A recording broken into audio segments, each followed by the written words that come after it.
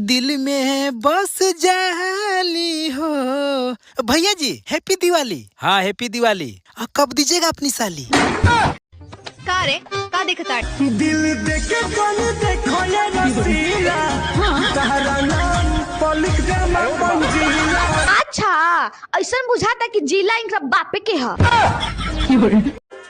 दिवाली पे अगर कोई कहे पटाखे ना फोड़ो तो पहले उस ज्ञान देने वाले को फोड़ो, फिर उसके बाद पटाखे फोड़ो।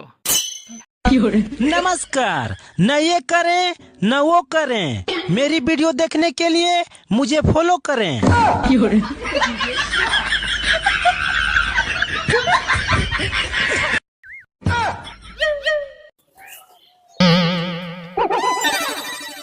बबुआ ये तो केक वाला निमन बा। यूरी चाचा केक ना बस सेक बा। अमीर बनने का सबसे आसान तरीका अगर आपको पता हो तो मुझे बताना। कहाँ कहाँ किस चीज का जरूरी होता है काफी पर नोट कीजिएगा। जंगल में भालू का, पौध में खालू का, सब्जी में आलू का होना जरूरी है। चंपा कल में जाली का, दरवाजा में ताली का, ससुराल में साली का होना जरूरी है। सलमानों में गुरु का, हजामे में तुरु का, बाजा में हुरका का होना जरूरी है। कंडक्टर, पुलिस में इंस्पेक्टर, कृषि में ट्रैक्टर का होना जरूरी है। में जून के, दाल में नून के, कपड़ा में ऊन के होना जरूरी है।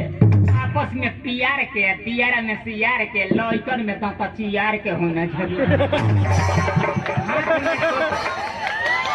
हाथ में छोटा का, थरिया में लोटा का, नालवा बजाओ तो नाक में कोटा का होना जरूरी है। काहे को हमार मौसा लगेला, हम ओकर बड़ा का बाबू लगी।